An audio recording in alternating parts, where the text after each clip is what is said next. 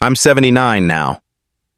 On my wedding night when I was 20, a tiny brass key no bigger than my thumb quietly decided whether I would spend the rest of my life wrapped in silence or find a way to speak. That choice happened in a single, sharp hour. It reshaped everything that came after. If you're listening from a kitchen in Kent, an armchair in London, or on the bus home, make yourself comfortable. This is a slow, honest story. I won't dwell on anything graphic. I'll tell you what I chose to do, the small things that steadied me, and the moment I understood that silence can be more dangerous than noise. I'll point to the objects that mattered: a tin box of letters, a chipped teacup, a single key, and how they helped me remember who I was. Stay with me for the next hour, and I'll take you through the road I had to walk. The key spoke in its own way, and I had to answer. I grew up in a row of terraced houses where the fences seemed to know every child's name, and where the day's small dramas were recounted as though they were important state business. It was 1946 when I arrived into that world, so my earliest memories are colored by ration books, by jars of jam kept back for Sundays, and by the constant reassuring hum of the wireless. My father worked at a little workshop by the station. My mother mended garments and kept the house with a kind of stubborn economy that felt like love. Neighbors shared bread, news, and sometimes a pot of tea. Privacy existed, but it wore a thin coat and stepped lightly. From that childhood, I learned two practical things: how to save for tomorrow and how to make a small life hold its shape. The ritual that steadied me most started every morning. Put the kettle on, listen for the first soft hiss, then the fuller whistle. Fold the corner of the paper, and let the steam blur the headline until it becomes background noise. That small ceremony, the china cup, the teaspoon's clink, the exact way the tea leaf settled, was my anchor. It told me that, whatever else happened, there was at least one ordinary thing I could rely on. Later, when life felt unmoored, I would return to that pattern because it made the world comprehensible again. Step, ritual, breath. A scholarship took me to London. I remember the first train, the smell of oil, the iron breath of the locomotive, and a feeling as if I were stepping into someone else's play. London was not only larger, it taught me how to read people in small, efficient ways. Working in a little library near Paddington among long shelves, teetering card indexes and lamps with soft orange pools of light, I learned to keep other people's stories safe. The work itself was modest: lending books, mending torn pages, stamping dates on slips of paper. But the practice of arranging and returning books, of reuniting readers with what they'd lost, became a sort of moral education. You learn to notice gaps on the shelf, to identify handwriting, to listen when someone's voice wobbles, and to defer speech when silence is the kinder route. Friendships in those years were stitched together with small acts. Elizabeth, who could turn a hemming stitch into a small triumph, and Mrs. Patel at the corner shop, who always put a little extra sugar in the bag if she thought you looked like you needed it, were part of the scaffolding that kept my life upright. We met for sewing in the church hall, swapping postcards and recipes, and laughing quietly about the small indignities of work and weather. Brighton postcards with their slightly sun-struck colors arrived in my box as if from a more optimistic geography. Those postcards, their frayed edges, the shorthand scrawl, the faint smell of cigarette smoke or tea felt like tiny reliquaries.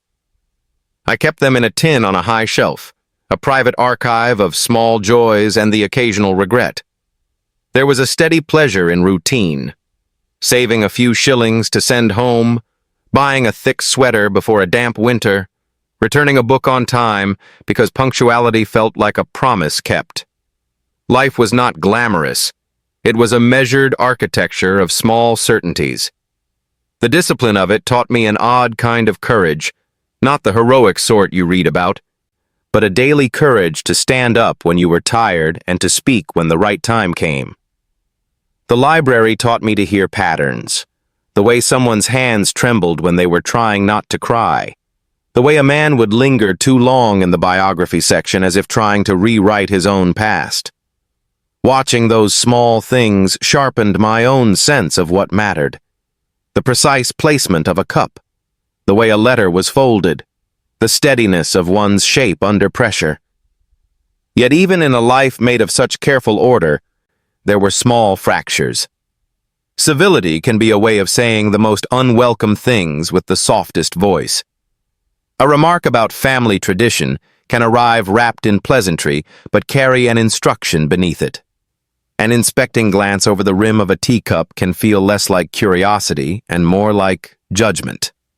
These were not dramatic at first, no sudden violence or public scandal, but they were the hairline cracks that appear in porcelain. Fine, almost invisible, and only noticed when the light caught them at a certain angle. I learned to register these fissures the way I had learned to notice a missing spine on a shelf, with a small, steady alarm. Those years shaped the tools I would later use. The habits that seemed insignificant, making tea in the same way every morning, keeping a tin full of postcards and letters, walking the same route to work, were ways of mapping a life so that it would be recognizable back to me in a moment of confusion. The patience demanded by shelving other people's stories became patience with my own.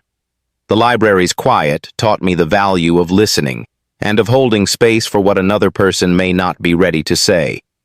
I did not yet understand how crucial such modest skills would be. I only knew they made me feel that I could stand. On wet afternoons, I would post a card in the red box and feel the satisfying clunk as it slipped away, a small act of faith that the world answered when you reached out. I would come home to the kettle's whistle, to the steady light and the small collection of objects that constituted my memory. None of it suggested drama. It suggested endurance. It was a life assembled of small things, and in its ordinariness I found a surprising strength. That sense of order and steadiness would, in time, be what allowed me to make certain hard choices. I did not expect my life to be altered by a scrap of paper, and yet that is precisely how it began. It was a hurried note, folded into the margin of the morning paper I'd been using to blot a teacup stain. The handwriting was slanted, as if the writer was hurried or smiling. It read simply, "I'll be on the bench by the pier on Sunday. If you're there, sit." I laughed then, an embarrassed private laugh, and took the train to Brighton because it felt like an adventure the size of a day. Brighton in those years was both ordinary and theatrical. Deck chairs, arcade lights, the faint tangle of sweet shop sugar and motor oil. We met at that bench with gulls arguing overhead. Thomas had sand in his shoes and a smear of jam on his cuff. He carried the kind of easy confidence that made small talk feel like a meaningful thing. He did not parade himself, but he noticed little things with a tenderness that surprised me. He handed me a posy of wildflowers wrapped in newsprint daisies picked where the cliff met the scrub, and I remember thinking how ridiculous and lovely it was that some people still made gestures that cost nothing but meant everything. We began with letters. Thomas preferred ink to conversation for those first few months. There was a rhythm to opening an envelope and finding his slanted script, a tiny island of attention in an otherwise tidy routine. His words would arrive smelling faintly of his cigarette and of the tea he drank at the cafe where he worked. He wrote about ordinary things shifts, the odd customer. A book he'd read, but he wrote them as if they were promises. "We'll go further than Brighton," he would say, and that small future unspooled before me like a map drawn in pencil. Courtship in those days moved at a human pace. A walk in the park, a stop for tea, a sentence or two exchanged on the telephone after 9. He introduced me to corners of London I had not seen, a bookshop that only opened on Tuesdays, a little grocer where the owner weighed sugar in exacting amounts. He had friends who were not invasive but inviting. They became part of a pattern that made my days glow. We talked of the kind of house we might have, or the kind of life where the front room had a fireplace and someone could play the piano badly and everyone would be forgiven. The imagination of that small domestic future was intoxicating because it was so modest and plausible. It is worth saying how trust formed in tiny increments. Thomas never made grand declarations instead. He showed up. He wrote when he said he would. He remembered the names of people I admired. He tucked small notes into the pages of books he knew I would borrow. In a life made of modest certainties, these consistencies felt like anchor points. I kept every scrap of his handwriting in my tin box. I liked being able to lift the lid and see proof that someone had devoted attention to me, however quietly.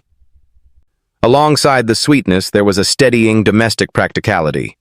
We argued over nothing much the correct way to fold a handkerchief, whether to cut the crusts off the bread for supper, and those little frictions mattered mainly because they were ordinary. There were dances and visits to the pictures, and a particular Sunday afternoon when he took me to a little church fete and bought me a toffee apple as if we were children stealing a treat.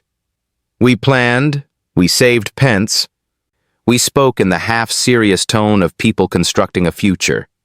Even then, small shadows threaded into the light. Once, at a family dinner, a remark was made about the way of doing things in certain households, said with a smile that carried an edge. A cousin of his, making some joke about the girls knowing their place, received nervous laughter rather than correction. I felt it then. An odd tightness in my chest, the sensation that some rules were unspoken and universal within that room. Thomas himself would, most evenings, be tender and exacting in ways that comforted me. At other times, he carried the learned reserve of someone who had been taught to measure his speech. Those contradictions did not scream. They hummed, like a distant machine you cannot quite place. Our engagement was as simple as the rest of us. There was a ring, modest and warm, found at a jeweler's near the station. A conversation beneath a street lamp. A promise that sounded as plain and binding as the exchange of keys to a front door.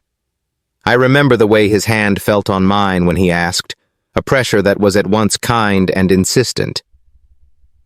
To say yes felt like accepting an order of the day, both thrilling and oddly responsibility-laden.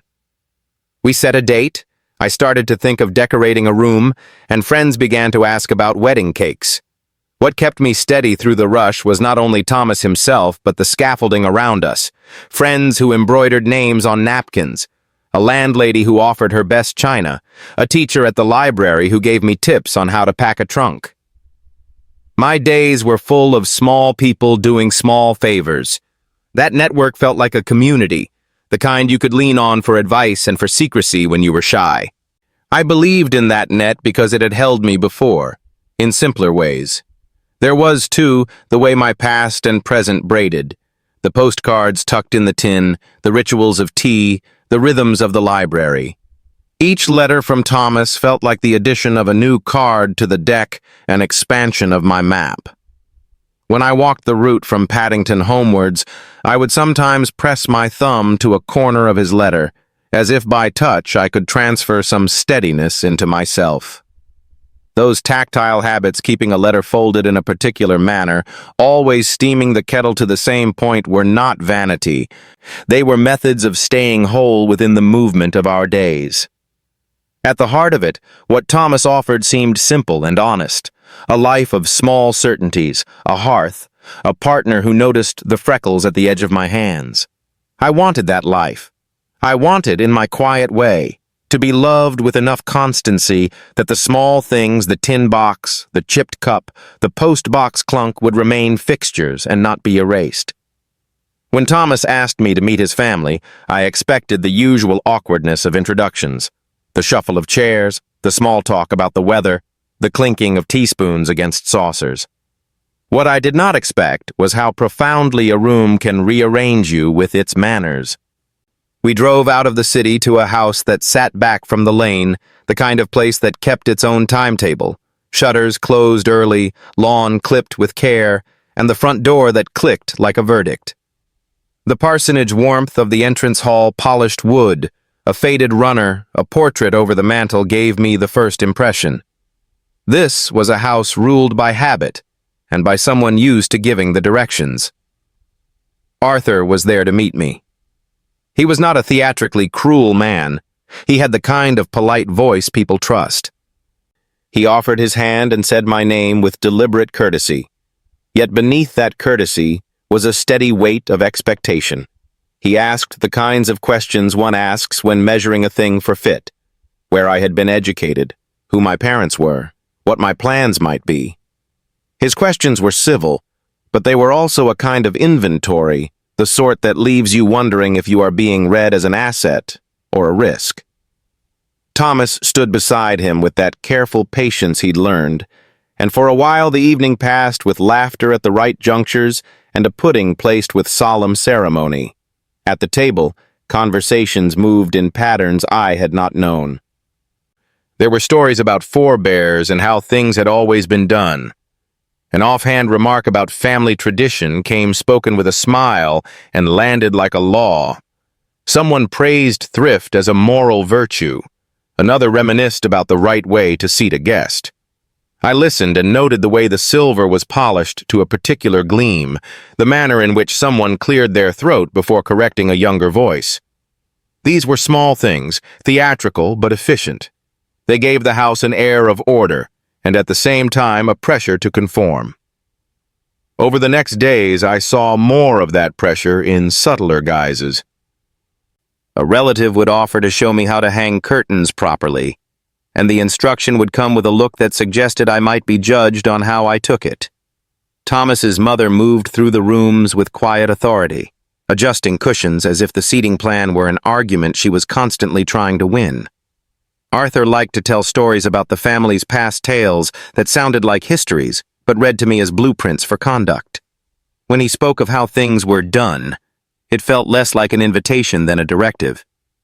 There were also the glances.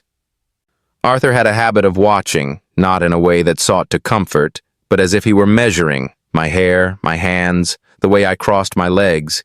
He would let his gaze rest on me a moment longer than politeness warranted, his eyes returning at odd intervals to the same detail. I found that small tendency more unnerving than any raised voice. It suggested assessment rather than affection. To call it scrutiny feels clinical, but that is what it was, an arithmetic of worth, quietly taken. Thomas reacted to his family with the patient loyalty of someone raised within its rules. Sometimes he would intercept a comment with a joke. Other times he would simply fold himself into the family's rhythm and do as the others did. On one occasion, after a remark that had a pointed edge to it, he gave me a look I could not decipher. Was it apology, or was it the heavy reluctance of a man who had been taught not to disturb the household order? That ambiguity unsettled me. I found myself listening not just to words but to what lay behind them. The unspoken obligations, the old loyalties that made breaking a pattern seem almost disloyal. There were also the insulated comforts that the household supplied. They took me to small theatrical performances, to an aunt's garden where they grew runner beans with serious intent, and to an afternoon at the cricket ground where Thomas explained the arc of a match as if it were a moral lesson.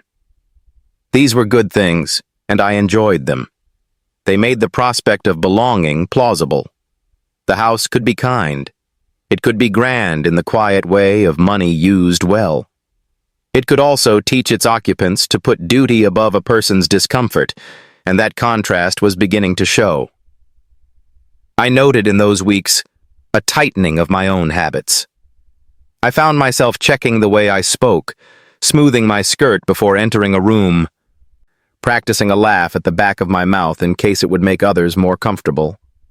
It was subtle at first, a changed posture, a shorter answer, but the accumulation of small concessions was its own weather.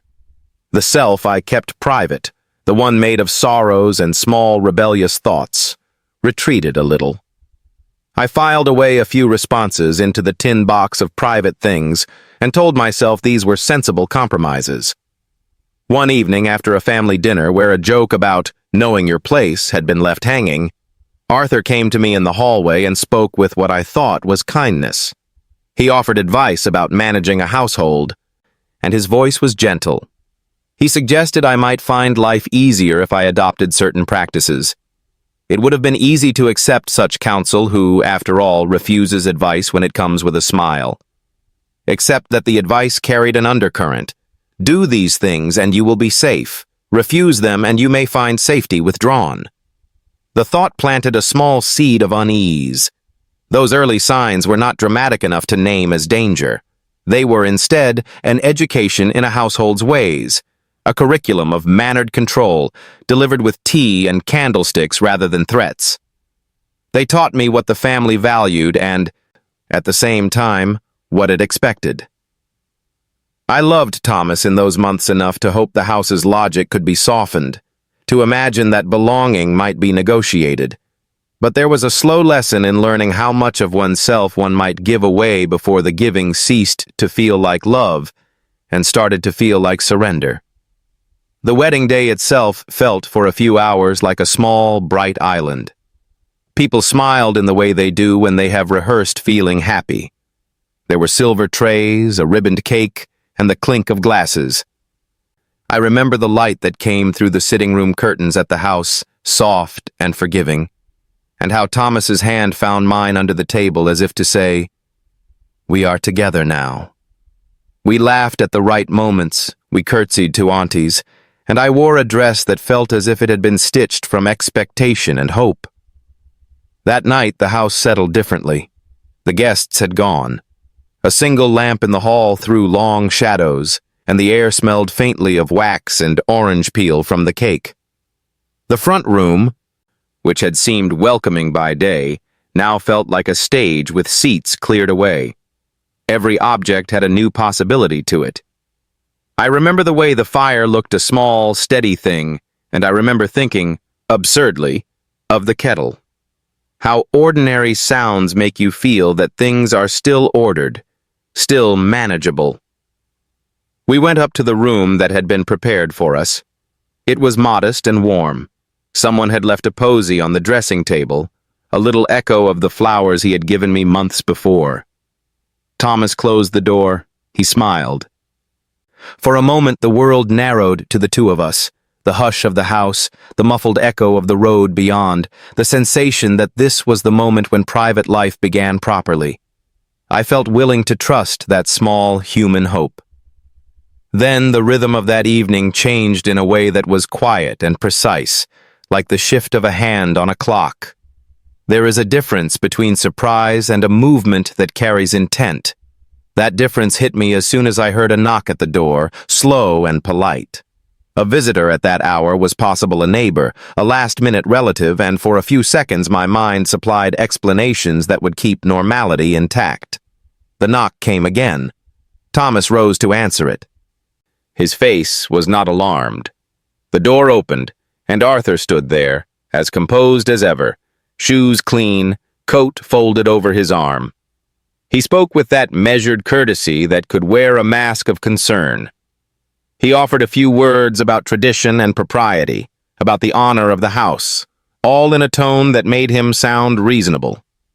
What followed was not a scene of shouting or forced spectacle. It was quieter, and that was what made it so disorienting. Arthur moved through the room with the unhurried assurance of someone who believed the house and its rules belonged to him. He made remarks that felt like corrections about how guests sit, about how the night should precede each one soft but absolute. At first I tried to treat them as the elderly oddities of a man who liked to direct things. I practiced smiling and agreement, because in that household agreement was often the smoothest path. Then the civility shifted into constraint. There are ways a voice can make the air thinner without rising in volume. There are ways a hand, a gesture, a proximity can become a demand.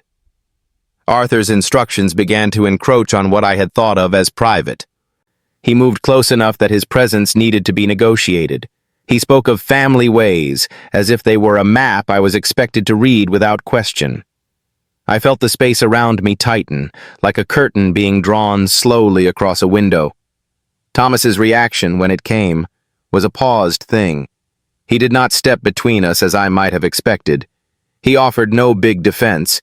Instead, he murmured something that sounded like compliance, or perhaps that was my own hope whispering the words I wanted to hear. His silence then felt like a quiet I could not navigate. It felt like a hinge that would not swing the way I needed it to. I remember thinking then that love, at that moment, looked less like a shield and more like a complicated agreement. I tried, with small words, to steer the evening back. Talk of the morning, the neighbors, the plans for the garden. I kept my voice measured, because I had been taught and had taught myself that calmness sometimes protects you. But the sense of being measured and examined did not relent. Arthur's presence carried a pressure that made ordinary movement feel like trespass. He touched on what I should do and how I should be, and where he could not command outright, he used implication, a look that measured my shoulders, a remark about how women sometimes must remember their place. Each tiny thing stacked until the room felt hazardous in a very particular way. In the middle of that hush, something in me hardened. It was not a sudden ferocity so much as a clarity, a recognition that a house full of manners could contain behaviors that were not mine to accept. For a moment I thought of the tin box on the high shelf, the letters folded just so, the trivial rituals that had steadied me for years. Those small objects seemed to pulse as reminders of who I was beyond this room. I felt both betrayed and ridiculous betrayed because the evening had changed its terms, ridiculous because I still held on to the idea that politeness might save me.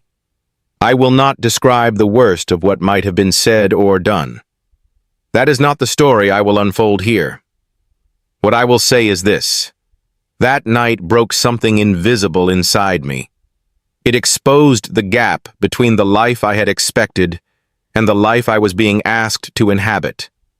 It taught me that certain rules, dressed as tradition or family care, could be used to bind rather than to protect.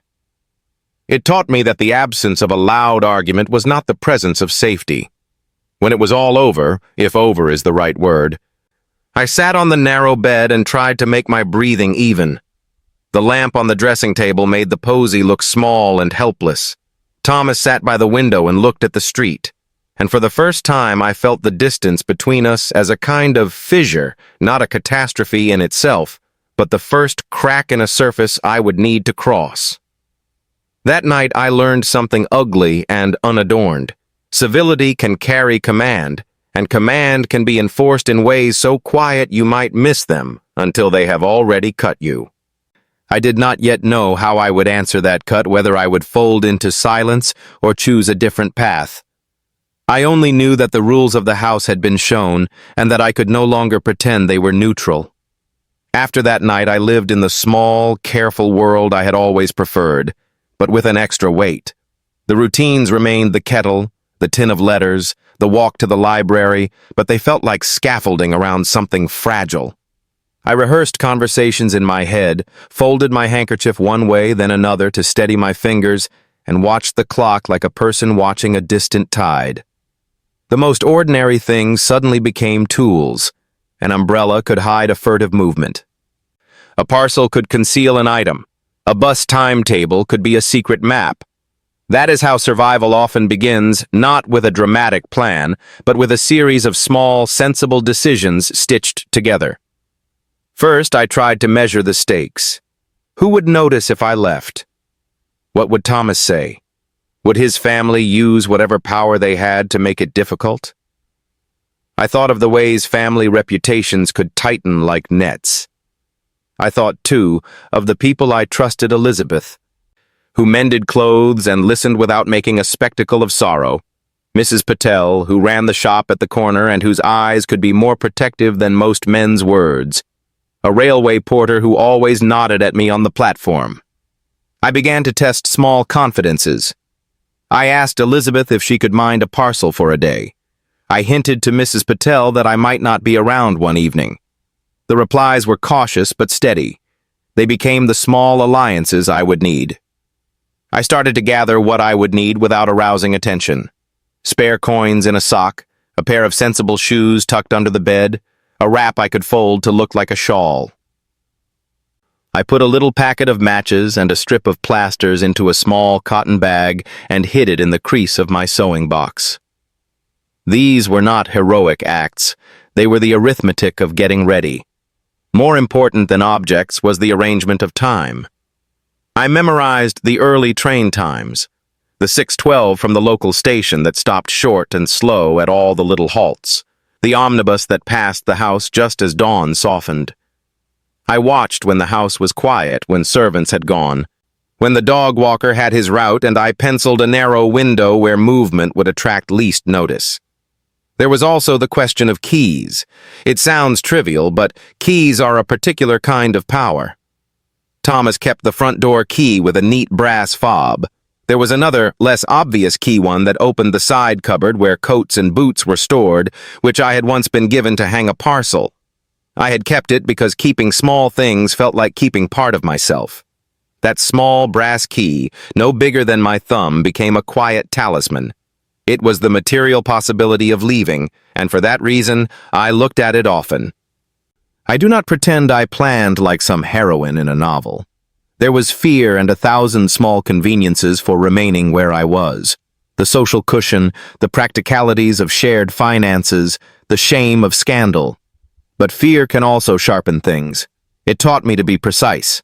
I practiced folding the coat so it sat like one left there by mistake, not an escapee's bundle. I practiced putting the kettle on and timing the steam just so, as if the household were in its harmless evening shape. I wrote in my head, a short note, not an accusation, but an explanation someone might accept, and I tucked the actual paper into the tin box as a draft of what I might one day say out loud. On a morning when the sky was the gray of a bruise and the air had that thin, bracing cold of late autumn, I chose to move. I had arranged with Elizabeth to post a letter on my way to the station. That was the outward, explainable action that would explain my absence for a little while. I took my umbrella rather than the little shawl the house might expect me to use. It seemed less decorative and more like a companion. I took the small brass key tucked into my sewing box and slid it into the palm of my hand like a coin. My heart bumped in a way I had not expected. Not panic now, but a squeezable, alert focus. The ordinary world was doing its work. Someone was boiling the kettle downstairs, footsteps rang out on the back stairs, the dog barked, and then stopped. The timing was right. The steps themselves were mercifully mundane and, in that mercy, brave. I left a pressed handkerchief on my pillow where a maid might notice a vague sign of unrest, a tiny theatrical breadcrumb of truth to soften questions later. I wrapped my coat as I had practiced, tucked the small cotton bag into a pocket, and slipped the brass key into my palm. I walked past the parlor where the glove-clad chairs sat like judges and out through the door that led to the lane. The street smelled of wet gravel and frying fat from an early baker. The world's ordinariness was its own camouflage. I walked to the little shop where Mrs. Patel stood, pretending to frown over ledger entries. She looked up, and there was an intelligence in her face that was more helpful than any spoken word. She nodded toward the back. I handed her an envelope I said I'd post later, and she slipped into her apron and, for a second, made it impossible for anyone to watch me more closely. Then I crossed to the station as if I had an appointment to keep. The porter at the booking office, he who always called me Love without making it heavy, took my ticket without question and, with a small tilt of his head, made sure I got the right carriage and a seat where I would not be questioned. At the platform, in the soft blue of before dawn, the 612 pulled in. I climbed aboard with hands that had remembered 1,000 tiny tasks and sat with the tin box in my lap like a quiet relic. The train took us in soft, patient steps out of the town, and with each stop, the weight in my chest eased a little. I watched lanes and hedges pass, the gray washed into a pale silver. The journey was nearly silent except for the occasional cough and the rustle of a newspaper. I had not run. I had left with care. That, more than anything, was my act of reclamation. A woman across the carriage offered me a half smile, a small recognition, perhaps, of a traveler's shared risk. I opened the tin and touched the edges of his letters, as if to reassure myself that the life I was leaving did not erase who I had been. In that small act of touching paper, I was anchoring myself to history and to the possibility of a different future. When the train slowed to a halt at the next station, I stepped down into a light that felt like possibility. The alliances I had gathered, Elizabeth's silence, Mrs. Patel's look, the porter's kindness, were the soft scaffolding that let me step away without spectacle. I did not know what would come afterwards. I only knew I had done the thing that, until that morning, I had rehearsed only in my head. When the train let me off that morning, the air felt too large and too honest. For a while, all I did was breathe and hold the tin box in my lap as if it were an amulet.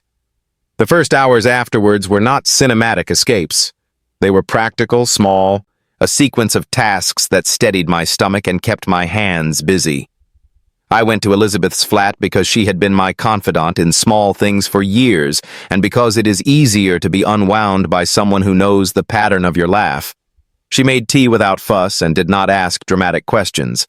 She put a blanket over my shoulders and left the kettle to sing until I could answer. Word traveled, of course. Small towns are efficient at turning absence into gossip. I had expected whispers. I had not expected the speed at which a missing piece of a life gets examined. There were no immediate accusations shouted down a lane, no policing of the street, but there were eyes that lingered and the sudden dryness of invitations. I felt that dryness as a kind of indictment. Neighbors who once borrowed a cup of sugar looked at me as if I had mislaid something important, my place, perhaps, or my reputation. The phrase, "What will the neighbors say?" became a little weather I could feel on my skin. I went to my parents that afternoon because leaving without telling them felt like treason, and because my mother would have wanted to see I was still whole. They took me in with a blend of disbelief and domestic anger. My mother fussed with a blanket. My father sat like a man balancing wrongs he did not yet know how to name. We spoke in small sentences, not about the night, about logistics. Where I would sleep, what money I had, whether I would eat. There was shame in their faces, not directed at me, but aimed at the muddle that had appeared where their daughter's ordinary life had been. I did not tell them everything. I could not. The idea of scandal, of bringing a family name into the wrong light, weighed heavier than any private hurt. It was a decision born of both fear and a crude kind of protection. Better to move quietly than to set the whole house to shaking. That decision not to make a complaint to the authorities was not simple. I had imagined, in darker hours, standing up and naming things. I had imagined cold-eyed officials and a tidy judgment. In reality, the thought of dragging a private grief into public lanes, of being questioned and exposed, of being responded to by people who might choose the convenience of disbelief, felt worse than the harm itself. There was also Arthur's quiet power to consider, his standing in the town, the respect his name still bought, the way a story could be turned into a lesson about propriety with me as the unwitting example. Where there is power, there is risk. I decided painfully, with my chest tight as a drum to preserve what I could of privacy and to rebuild without spectacle. So I became practical. I sought a small terraced room to rent in a different quarter, a place whose stairs were steep and whose windows looked onto a back alley rather than a parade. The landlord took a reference and did not ask too many questions. He was the kind of man who liked his tenants quiet. I took my tenancy key in the palm of my hand with a fierce little gratitude. It was small and brass and ordinary, and yet it tasted like safety. I moved my small bundle of things into that room with the help of Elizabeth and a porter who pretended not to notice how little there was to move. Work came next, because routine feeds dignity. The library where I had worked in London had places for reliable hands, and I managed to arrange a transfer back to a quieter desk. Returning to that space, the familiar smell of dust and glue, the soft lamplight, the system of cards and dates was salve. I could stand at the sorting table and place books back on the shelf and feel that a smaller, non-judgmental world existed where nothing of my private life needed to be aired. It was not healing in a grand sense, it was practical healing. Each day I shelved, stamped, and stamped again, Each evening I made tea the same way and slept with the tin box under the pillow for a while because the weight of it felt like a record rather than an absence. The social consequences rippled outward. Thomas did not seek me out. He sent, eventually, a short note that read like a polite regret, and then nothing. That absence was its own wound, a reminder that not every partnership becomes a shelter. Arthur and his family carried on. I heard later that invitations continued to be issued to dinners, where certain names were silently omitted. People who had once smiled as they passed me on the pavement now angled their faces the other way. Loneliness has its geography. It puts you at the center of a town and yet somehow makes you feel peripheral. But there were also pockets of steadiness that mattered more than the gossip. Mrs. Patel kept a little extra sugar behind the counter and always wrapped 2 biscuits for me. Elizabeth's visits became steadier, less tentative. She would tidy my room and say something unceremonious like, "You can stay as long as you need." A woman from the church guild, someone I had helped mend a dress years earlier, brought over a dish of stewed fruit and did not ask questions. These small, unsensational acts of kindness were the scaffolding I used to rebuild a sense of self. Practically, I also began to consider the legal and marital options available to me. The idea of annulment was raised by a solicitor recommended by a woman at the church. The paperwork arrived in a sealed envelope that sat on my table for days like an unopened possibility. It felt both like finality and like a tool. I did not sign immediately. The decision to seek formal dissolution involved reckonings about money, about reputation, and about the future stability of my life. For now, the sealed envelope remained a thing I could look at when exhaustion hit evidence that action, if I chose it, remained possible. Emotionally, the aftermath was a shifting landscape.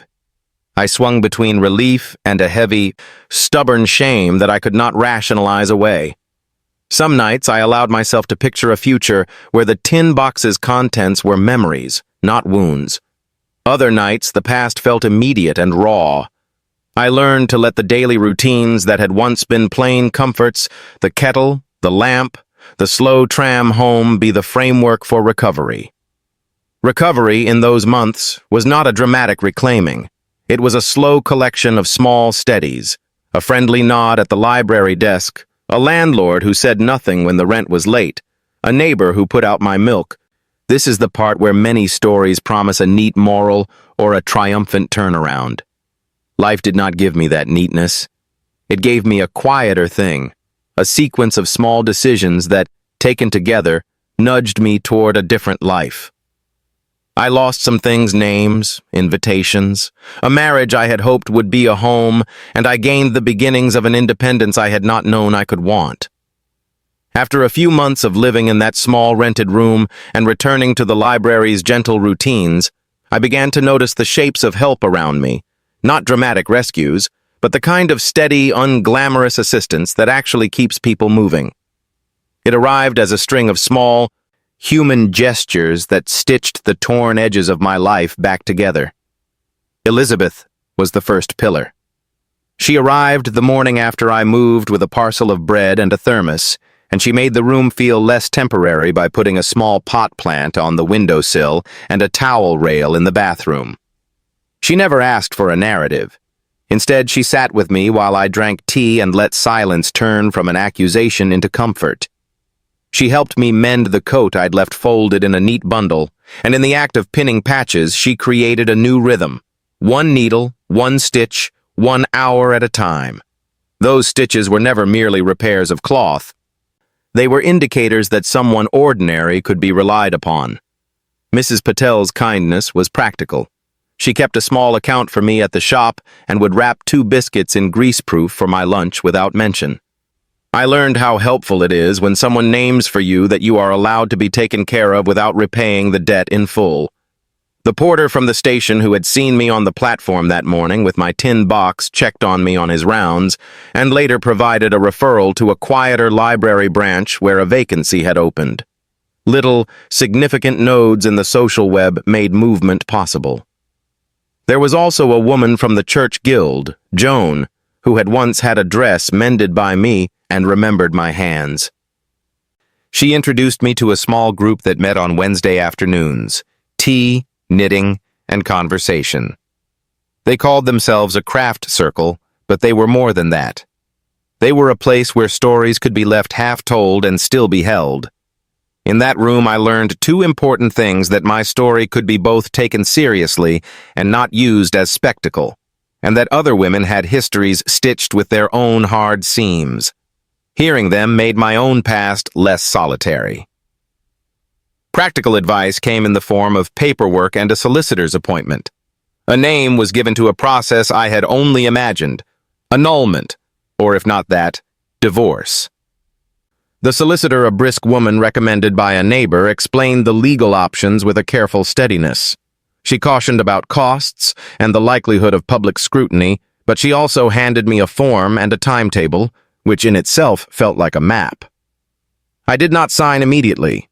The thought of formalizing what had happened required a gathering of courage that was of a different kind. Legal courage, the bravery to risk conversation and to place trust in strangers who wore office shoes and spoke in measured tones. Still, the envelope on my table would not be forever unopened. I took on the small work of reclaiming my day. I enrolled in an evening class on shorthand, a skill that seemed absurdly useful in a life spent among ledgers and reserve, and found that learning something new stitched a forward line through time. At the library, I was put on a rota that included evening shifts. Those hours, once dreaded as the dark time, became mine to steward. I would lock up, walk the lamplit streets home with my scarf tight against the wind, and know that the world had a rhythm that I could shape. There were moments of rawness, of course. On certain nights, the loneliness swelled, and I would open the tin box and take out a letter from Thomas, running my thumb over the slanted ink as if it were a talisman and a blade at once. But the women I had begun to see each week, the craft circle, Elizabeth, Mrs. Patel, would meet me in those edges. They offered practical counsel. Take these sandwiches to keep in your bag. And emotional steadiness. You are not wrong for wanting this for yourself. There is enormous power in being witnessed without censure. One of the most decisive aids came from another woman's story. At the guild, a woman named Margaret Quiet, sober, with a laugh like a safe harbor, told me she had once left a household that had expected her to fold like a joint. She had no fanfare, only a list of steps, a savings idea, a solicitor she trusted, and a cheap address where one could receive mail for a while without drawing attention. She offered to be a reference for me and to give me a spare bedroom if needed. That offer, not dramatic but absolutely practical, was the kind of ally I had not imagined but desperately needed. Advice that was not judgmental but tactical. That is the kind of thing that shifts a person from surviving to planning. The legal path, when I finally trod it, felt both bureaucratic and moral. Filling out forms, gathering names, making a statement, these were acts of naming and therefore of reclaiming. The solicitor helped me frame my account in a way that focused on facts and on my own intent, not to shame, but to assert my right to a life without covert control. It was not a courtroom drama. It was a series of appointments, signatures, and waiting rooms. Each ticked box felt like a small emancipation. Work continued to steady me. When patrons returned books and thanked me, when a child found the cover he had long searched for, I felt useful and visible in a way that was healing because it was ordinary. I began to save small amounts again, the arithmetic of independence, a few shillings here, a few pence there. Those modest savings felt like reclaiming territory inch by inch. Emotionally, the process of rebuilding was not linear.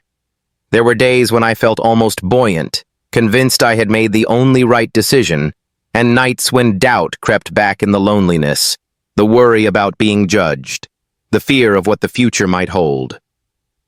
But the network I had gathered, the women who knitted, the porter, the solicitor, Elizabeth, provided a kind of slow buoyancy. They were not interested in drama. They were invested in the small work of sustaining life. One afternoon, to mark the changing of the year, the craft circle surprised me with a little bundle, a scarf they had all contributed to, made from odd pieces, and a small note that said simply, "We keep you." I wrapped the scarf around my shoulders and felt the truth of it. A life could be kept, not by grand gestures, but by ordinary, repeated kindness. In this way, the slow work of rebuilding began to accumulate. The tin box remained, but it lost some of its sting. Letters became part of history rather than the only evidence of love. I did not yet know whether I would remarry or live alone, or how the legal papers would finally land. What I did know was that there were women and quiet men in my life who would, without spectacle, make space for me to become myself again. After the slow accumulation of small safeties, the scarf from the craft circle, the solicitor's letter folded into my tin box, the steadying work at the library life began to rearrange itself into a shape I could live inside. It did not snap into place overnight. Instead, it was a patient domestic architecture, a pot of beans on the hob, a line of seed packets by the kitchen sink, a window box of geraniums that refused to die. These were not grand gestures. They were ordinary acts that taught me how to be present to myself again. I found a little house on the edge of town with a back garden that was mostly brick and a stray patch of stubborn earth.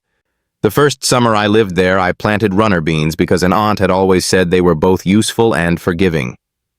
Tending that small, obstinate patch was part of reclaiming time. The garden taught me to pay attention without expecting miracles. Water in the morning, tie the stems when they lean, pick the beans before the beetles arrive. Looking after that plot, watching green unfurl and produce food, reminded me that steady effort yields something like hope. There was also the gentle possibility of companionship. It came not as a great romance, but as a neighborly constancy. David, who ran a small grocery, would linger with a paper bag of apples and ask how the garden was doing. He had been widowed some years, had a quiet sense of humor, and a careful way of listening that felt like a mirror rather than a correction. With him, conversation returned to the simple pleasures, the satisfying crack of a good crust on a loaf, the precise angle a teacup should sit when cooling. We did not rush to define what we were.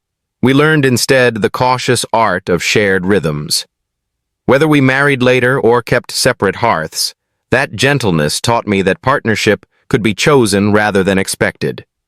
Not everything was softened by companionship. At one point, David became ill, a slow, nervy decline that required appointments, medication lists, and phone calls to our GP. In Britain, the National Health Service is a comfort and a bureaucracy in equal measure. It offered clinics with kind nurses and long waits, straightforward prescriptions and clinical consultations that felt impersonal.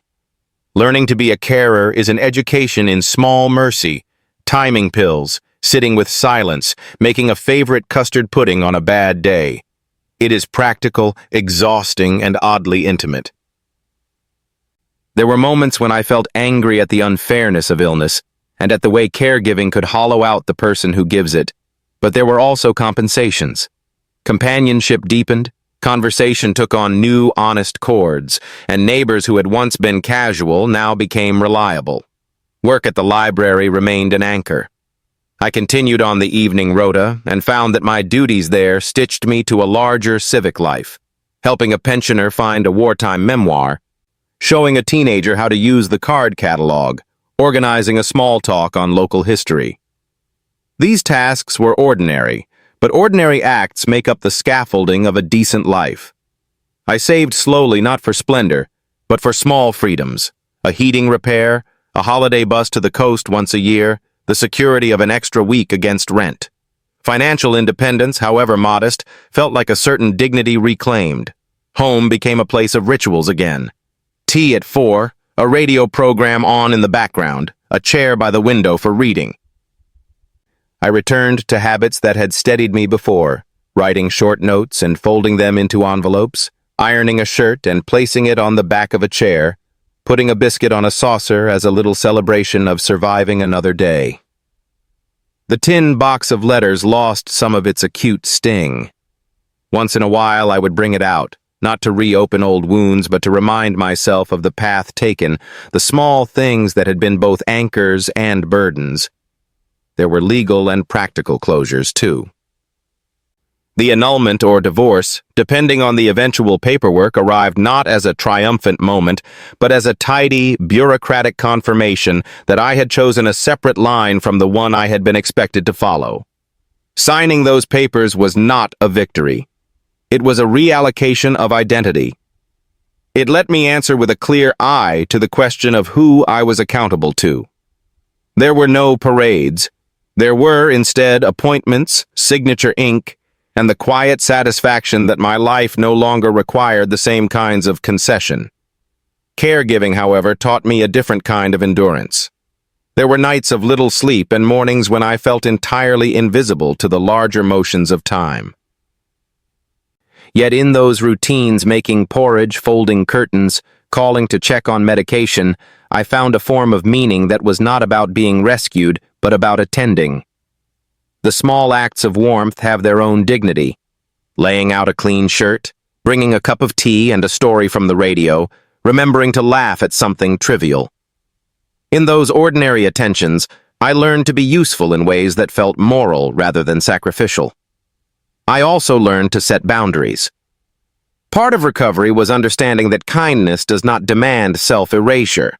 I practiced saying no to requests that would take more than I could give, and I accepted help when it was offered. There is a slow art to that balance, to give without dissolving. Friends helped me practice. Elizabeth would ring and say, "Come over and mend that sleeve. Bring nothing but yourself."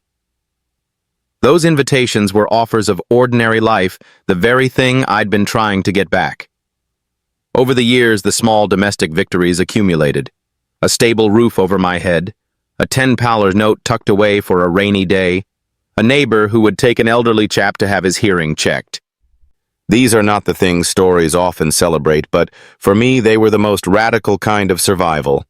The garden yielded chowder ingredients, bread was baked on a Sunday and shared with neighbors, a little brass key that once had the power to unlock fear now hung on a hook as a memory of an earlier self. Time softened some of the edges of that earlier life. I did not forget. But I learned to store memory differently, not as a single raw wound, but as a series of moments that had taught me to choose. The life I built was not the one I had imagined at 20, but it was a life I had constructed with my own small acts of care and the aid of others. It was quieter, steadier, and full of the kinds of kindness that survive practical days. If you listen to nothing else I say, remember this. Survival is often made of the small, deliberate things. It is not a single heroic moment. It is a string of choices that add up. After the years that reshaped me, I found 3 practical truths I keep returning to. First, make and keep your boundaries. Boundaries are not dramatic gestures. They are tiny acts of self-governance. For me, that began with learning to say no to invitations that asked too much, with hiding a few coins for a ticket when I needed to leave, with deciding, quietly, what I would not be asked to tolerate. A boundary can be as small as choosing who sleeps in your bedroom that night, and as large as deciding you will not live under another person's rules. The steadiness comes from repeating those small refusals until they feel ordinary. Second, find your allies. I did not rebuild alone. Elizabeth, Mrs. Patel, the porter, the women at the craft circle. These were practical people who did ordinary things. They offered a blanket, a solicitor's name, a shoulder, a spare biscuit. Allies rarely arrive as dramatic rescuers. They are neighbors who notice, friends who keep a secret, people who do kindness without drawing attention. Seek them, keep them, offer them your honest, ordinary self. Third, keep your voice in whatever way you can. Voice is not always public speech. Sometimes voice is a stamped letter tucked in a tin, a small signature on a form, a visit to a solicitor, or the decision to write down what happened so you can read it later and see the pattern. Saying your truth does not have to be a spectacle. It can be a carefully planned step toward safety. There is another lesson, softer but no less true. Ordinary life can be a moral achievement. Making a supper for someone who is ill, tending a garden that yields beans, returning a book to the right shelf, these acts are not trivial. They are the slow repairs of a personhood that has been scuffed. They teach you how to be useful without losing yourself. If this story reaches you and it touches something close, do something small for yourself today. Tie up a practical plan, a trusted name in your phone, an envelope with a few coins, a conversation with someone who listens without judgment.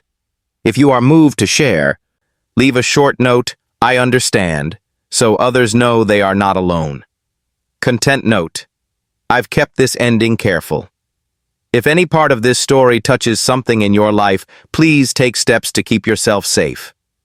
When I look back now, I see the story as two halves, the hard lesson that civility can conceal control, and the quieter truth that ordinary, repeated acts of care can rebuild a life.